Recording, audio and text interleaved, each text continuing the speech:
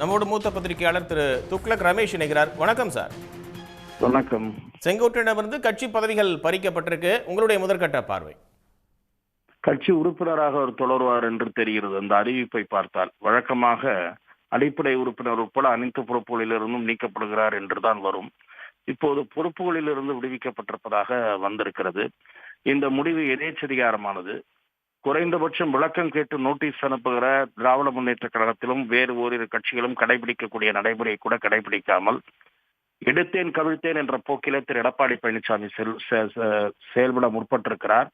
அவர் கூறிய கருத்துக்கள் நியாயமானவை, வலுவான வாதங்களுடன் கூடியவை. அந்த வாதங்களுக்கு எந்த பதிலும் அதிமுக தரப்பிலிருந்து இதுவரை பதில் கூறப்படவில்லை.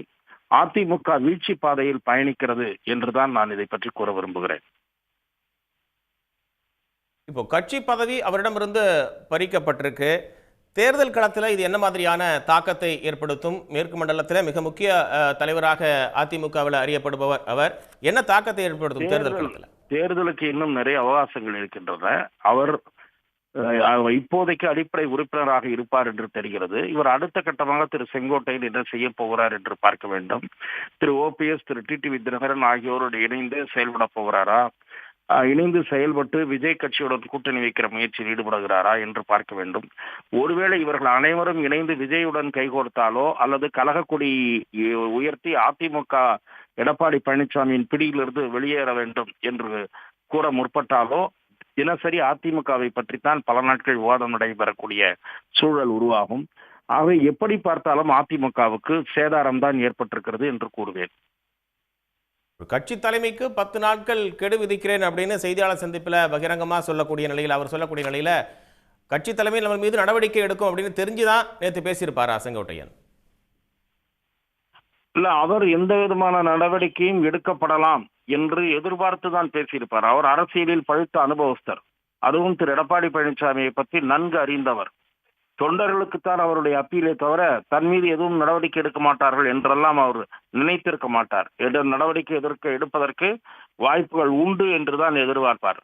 இது நடவடிக்கையின் மூலம் அதிமுக தொண்டர்கள் மத்தியில் அவருக்கு அனுதாபம் ஏற்படும் என்றுதான் நான் பார்க்கிறேன். இப்போ அதிமுக பாஜகவோடு கூட்டணி சேர்ந்திருக்கக்கூடிய நிலையில அங்கு பாஜக வேட்பாளர்கள் மேற்கு மண்டலத்தில் நிறுத்தப்படலாம், அதனால தனக்கு அந்த தொகுதியில வாய்ப்பு வழங்கப்படாது அப்படின்ற ஒரு நிலையில செங்கோட்டையன் இது மாதிரி ஒரு செய்தியாளர் சந்திப்பை நேற்று நிகழ்த்தி இருக்கிறார் அப்படின்னு அரசியல் விமர்சகர்கள் சிலர் கருத்து சொல்றாங்க. ஏற்கவில்லை, இந்த வாதத்தை நான் ஏற்கவில்லை. அது ஒரு அபத்தமான வாதம். அவருக்கு பதிலாக அதிமுக வேறு எந்த வேட்பாளரை நிறுத்தி இருந்தாலும் அந்த வேட்பாளர் தோல்வியைத்தான் தழுவி இருப்பார். அவர் கட்சிக்குள் இருந்து அவருக்கு பதிலாக வேறு யாரையாவது நிறுத்தினால் தோல்வியைத்தான் தழுவி இருப்பார்.